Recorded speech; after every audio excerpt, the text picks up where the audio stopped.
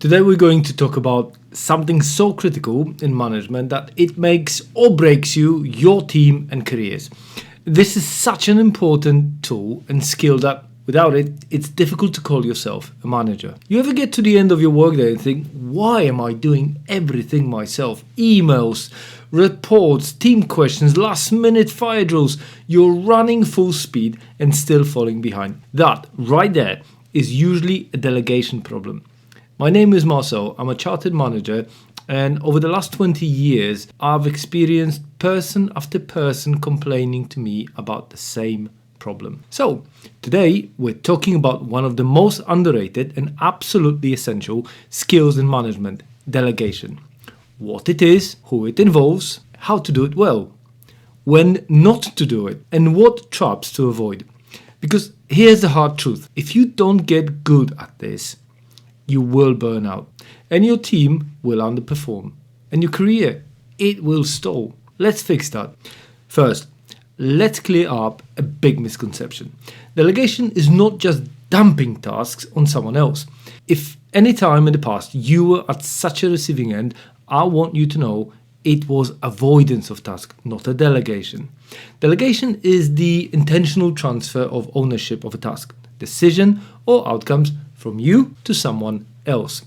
You're not just handing off work, you're building capability by allowing someone to go through a learning curve and get better at that particular task. The goal isn't just to free up your calendar, it's to scale your impact by developing others. When done right, delegation grows your team's skills, builds trust and confidence. It frees you up to focus on higher leverage work. You may ask, but why delegate in the first place? If I can do things quicker, why would I waste time on teaching it from scratch to others? That is exactly what I thought in my first years of being manager. And what happened to me was not great. I became the bottleneck. I disempowered the team and stopped their development. And even worse, I was stuck in the weeds. As the number of tasks increased, I became increasingly stressed too. Delegation isn't a shortcut, it's leadership, but only if we understand what is involved. Effective delegation always includes three things. You, the delegator, the person you're delegating to, and the context. And within the context sits all things like timing, environment, and importance. Let's start with you, the manager. I know it's not easy to let things go, and especially when you're only just starting, it looks like you're trying to avoid responsibility for tasks. But remember, you are no longer at the coalface. You have to leverage resources, and that is an entirely different game. So ask yourself, are you actually willing to let go of control? Can you clearly define success? Because if you're vague or holding on too tight, you're setting it up to fail. Next, the person. Do they have the skills, context, and the confidence? If all three are missing, it's not time to delegate, it's time to train. When managers pass on tasks too early, there is very little chance for someone to succeed. They will suffer a setback and most likely, and quite rightly, blame you. And the next time they will just avoid it altogether. And finally, the context. What's the urgency? Who's affected? What's at stake? You don't delegate a mission critical pitch the day before it's due to someone who's never done it. The sweet spot is when you're ready, they're capable, and the timing makes sense. Now, I'll be honest, it doesn't happen too often, but it does. If you work now, you will get to those sweet spots more often than not. Delegation sounds easy, but most of us struggle with it. And here's why. And here's few things that you might have heard. It's faster if I just do it myself. I don't want to burden them. I'm not sure they'll do it right. If they mess it up, it reflects badly on me. Every single one of these has come out of my mouth at some point. But here's the thing. They are all short-term excuses that lead to long-term pain. Yes, it's faster the first time. But if you keep doing it yourself, nothing scales. The number of tasks is sure to grow. I can cope with a few at the same time, a dozen, or even hundreds. You need to scale up the ability. Another excuse is that people are busy. But if you only give them admin work, they'll never grow. And yes, there are risks involved, but leadership always carries risk. I don't know whether that is a calming thought, but it's guaranteed that some of our decisions will be wrong, poorly timed, or badly executed. That comes with the territory. Trust gets built by letting go, not by holding on tighter. Alright, let's get tactical. Here's a framework I use constantly. It's called D.R.A.F.T. It's one of those silly methods that it's not difficult to understand, but packs a punch and helps to structure for delegation process. Before you dismiss it, try several times and see what you think. D.R.A.F.T. stands for define the outcome, review the context, assign ownership, follow up, not over, teach and transfer. Let's break it down. Define the outcome.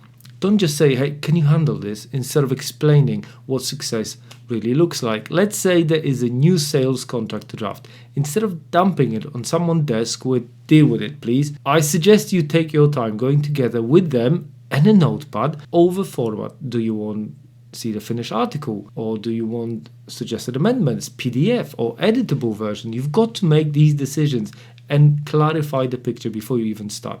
You've got to clarify, when do you expect to see the results? Tomorrow, next week? What helps a lot, especially if the person had never done anything like this before, is giving them a baseline. Something that you or someone else had already done in the past, and that could be used as a reference document. The clearer you are upfront, the fewer headaches you'll have later. Review the context. Explain the why. Who's it for? What's the bigger picture? People don't just want instructions, they need insight. Giving them edges of the horizon allows them to ponder alternatives and come up with new solutions. It is also an opportunity to tap into their experience. I'll give you an example here.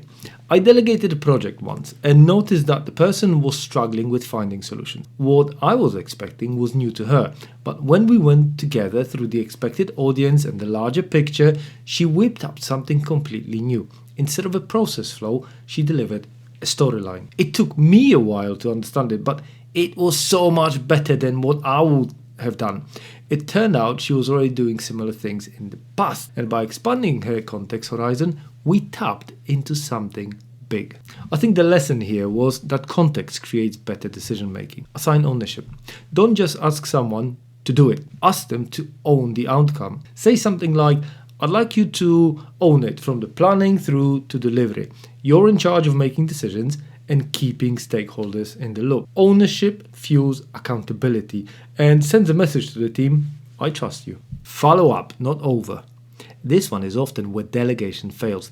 This is not an abdication. Managers who drop tasks and run miles away from them are a nightmare to work with. Their polar opposites are those who give tasks and almost immediately start asking for constant updates.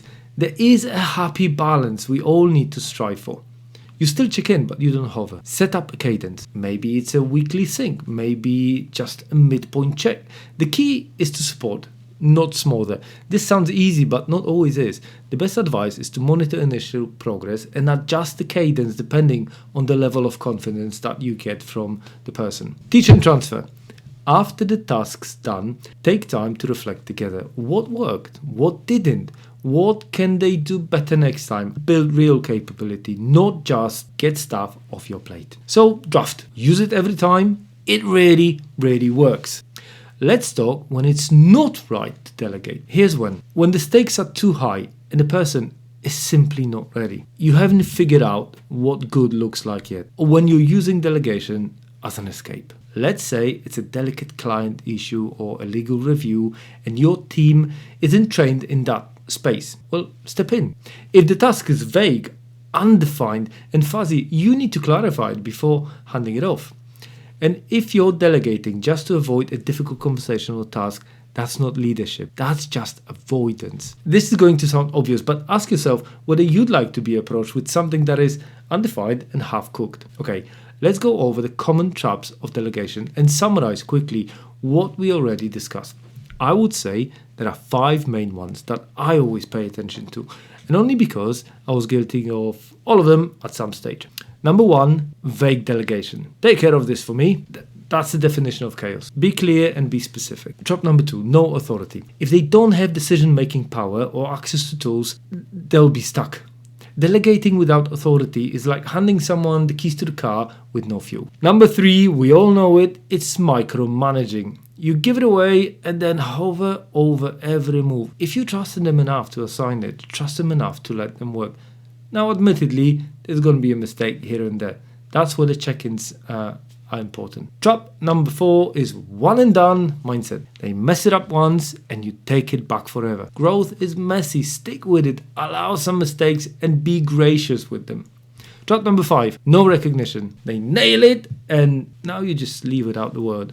People need to know the effort mattered. Delegation is a process.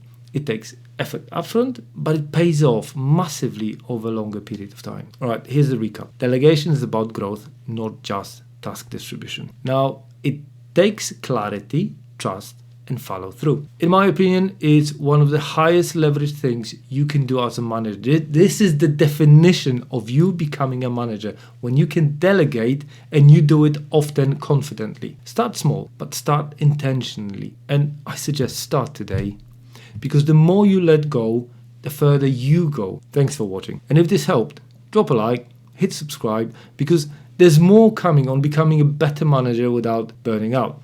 Even better, let me know in comments, what is your worst experience in delegating? Have you had a nightmare manager with no idea what they were doing? Or did you make some mistakes in the past that you truly regret? Let me know and I will catch you in the next one.